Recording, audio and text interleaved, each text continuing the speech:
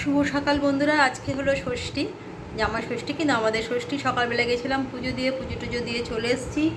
আর এখন ছেলে বাবার জন্য যেটা করেছি সেটা হচ্ছে, হ্যাঁ বলছি, এইখানে হচ্ছে আজকে লুচি আর তরকারি। আজকে ষষ্ঠীর নেমন্তন্ন ছিল, কিন্তু আমরা যেতে পারছি না। তার কারণ হচ্ছে আমার ষষ্ঠী, বৌদিরও ষষ্ঠী, দুজনের ষষ্ঠী, মানে আমরা দুজনে খেতে টেতে পারবো না।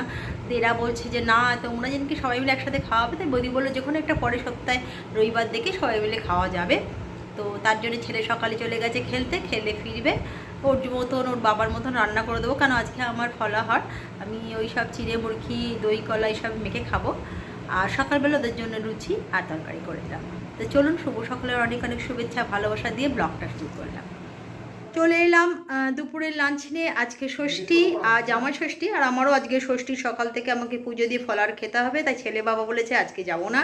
তাই পরের সপ্তাহে একটা রবিবার দিন বৌদি বলেছে আসবে, সবাই মিলে অনুষ্ঠান করে খাওয়া হবে।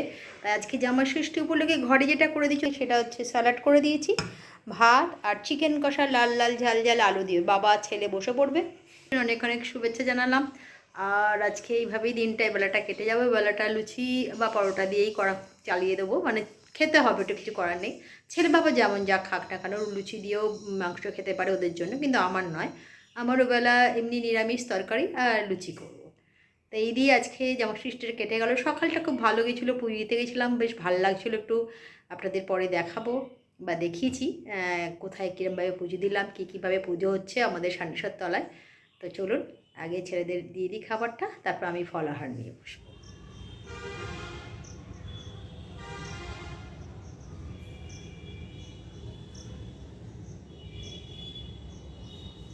বিকেলবেলার চায়ের আসরে চলে এলাম, যেটা প্রতিদিনকার চা আর বিস্কিট, এটা তো কোনো ব্যতিক্রম নেই। এই যে একজন বসে পড়েছে আর একজন আসছে, চলে এসছে, গিয়েছিল ওয়াশরুমে। তো আজকে চাটা নিয়েই মাত্র এলাম, কারণ একটুখানি দুপুরে আজকে একটু রেস্ট পেয়েছিলাম। কেন জামা ষষ্ঠী বলে রবিবার তো বিকেলবেলাটা আমাদের পড়ানো থাকে না রবিবার। আর বাড়িতে যখন আছি তখন একটুখানি আধা ঘন্টার রেস্ট নিলাম, নিয়ে আবার চা করলাম এবারে এসে, সরি। তো চা করলাম। আর যেটা বলার দরকার ছিল, যে আজকে সবাইকে দেখতে পাচ্ছি আমাদের ফ্ল্যাটের উপর দিয়ে সেজে গুজে বাচ্চা নিয়ে।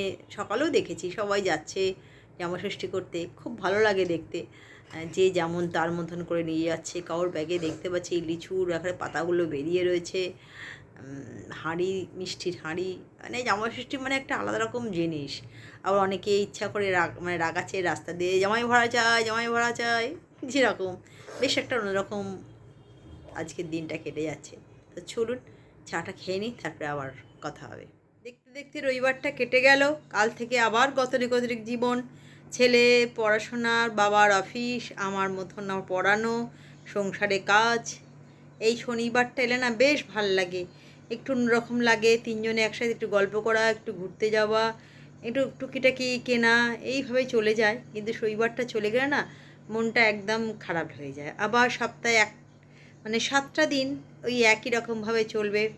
সবাই সবাই কাজের ব্যস্ত, সবাই ছুটছে। কি জানি এই ছোটার কবে শেষ হবে আমি জানি না। তবে ছুটিটা পেলে ভাল লাগে। কাল থেকে বাংলা মিডিয়াম স্কুল খুলে যাচ্ছে, তো আরও চাপ বেড়ে গেল। সকালে যদিও বা যেগুলো পড়াতাম সেগুলো আর এখন হবে না, সব বিকেলে থেকে দুপুরে চাপটা বেড়ে গেল।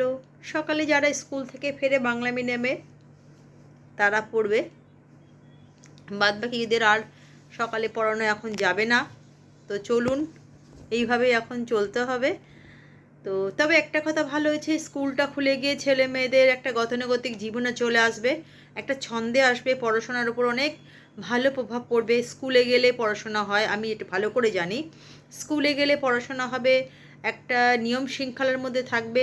বাড়িতে মানেই যখন তখন পড়বে, একটু খেলবে, এটা একটু বন্ধ হবে। বিকেলে যেমন খেলে যারা খেলবে, কিন্তু সারাদিন খেলা বা বাড়িতে মা বাবার একটু মোবাইল নিয়ে ঘাঁটা, সেটা একটু বন্ধ হবে। স্কুল থাকবে, অনেকটা সময় থাকবে, তাতে কি একটা শৃঙ্খলার মধ্যে থাকবে, পড়াশোনাটাও হবে। আমি চাই স্কুলটা খুলে যাচ্ছে, খুব ভালো হয়েছে।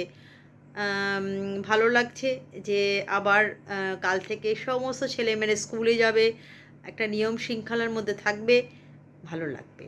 আর পড়াগুলো ঠিক মতন হবে। সামনে পরীক্ষা এসে যাচ্ছে বাংলা মিডিয়ামের।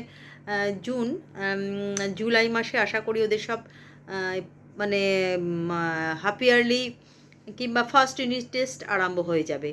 আর দরকারও আছে, যত পরীক্ষা হবে তত কিন্তু আরও এগোবে আর পড়াশোনার মানও বাড়বে। তাই বলছি যে খুব ভালো একটা খবর, যেটা হচ্ছে কাল থেকে স্কুল খুলছে। আমার কাছে তো ভালো খবর, জানি না স্টুডেন্টদের কাছে ভালো খবর না আরও কয়েকটা দিন ছুটি পেলে ভালো হতো, কিন্তু আমি চাই না যে ওর ছুটিটা থাক, এবং সেটাও হচ্ছে।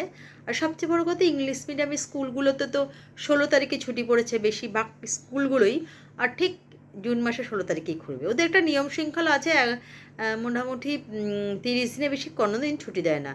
টেকনো ইন্ডিয়া তো একদমই নয়। আর বাংলা মেয়েরা মোটামুটি 52 দিন ছুটি দিয়েছে মনে হয়, আমার মনে হয় 52 দিন বলেছিল।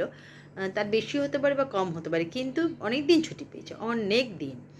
তবে এখন গরমের প্রভাবটা একটু হলেও কেটেছে, স্কুলে গেলে অতটা কষ্ট হবে না।